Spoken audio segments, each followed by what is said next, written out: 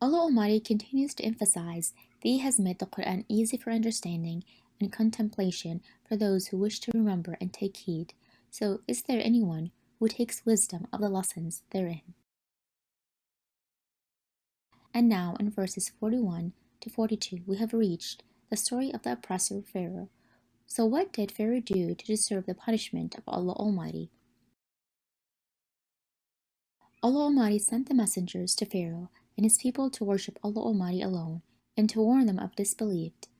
Pharaoh and his people denied the signs of Allah Almighty that indicate His oneness, so they were punished with a severe penalty. This persistent refusal to accept divine guidance, despite clear evidence and warnings, underscores the danger of arrogance and pride in clouding judgment and leading to downfall. These historical events serve as a lesson to future generations. Now Allah Almighty directs His divine address to the tribe of Quraysh.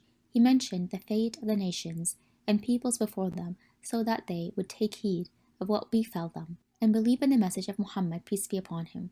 So do you expect that the tribe of Quraysh will take heed? Let's find out together. Allah Almighty addresses the tribe of Quraysh and questions them, seeking to awaken them from their headlessness. Are your disbelievers better than the disbelievers of previous nations, so that my punishment should not befall you? Or do you have immunity from Allah's punishment that has been revealed in the heavenly scriptures? Or do you deem yourself as people of wisdom, resolution, and strength, undefeated by anyone? These verses encourage a reflective and cautionary approach to life, reminding individuals and communities of the importance of learning from history, respecting divine guidance, and understanding the limits of human power in the face of divine justice. Allah Almighty continues to challenge these people and say to them, "Your people will be defeated. O people of Quraysh, you will flee in fear." And Allah Almighty had warned them of a greater punishment on the Day of Judgment, which is harsher and more bitter. In verses 47 and 48, Allah Almighty describes the state of the disbelievers, saying, "Truly the wrongdoers are in confusion about the truth. On the Day of Judgment, they will be dragged into the fire on their faces. They will be told, 'Taste the severe punishment of hellfire and its blazing fire.'"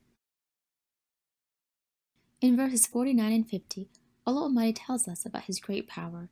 Everything in the universe is determined by Allah's knowledge, and if He wills something, He will make it happen with a single word, which is be, and the thing will be, faster than the blink of an eye. In verses 51 to 53, Allah Almighty addresses the disbelievers and says to them, "We indeed destroyed those similar to you in disbelief from previous nations, so is there anyone who took heed from what befell them?" Every deed, whether good or bad, performed by those in the past is recorded in the books written by the angels.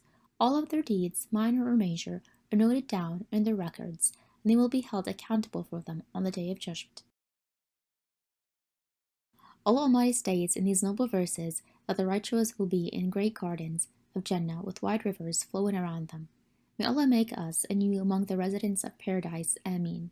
This marks the end of our lesson. See you in future lessons, inshaAllah.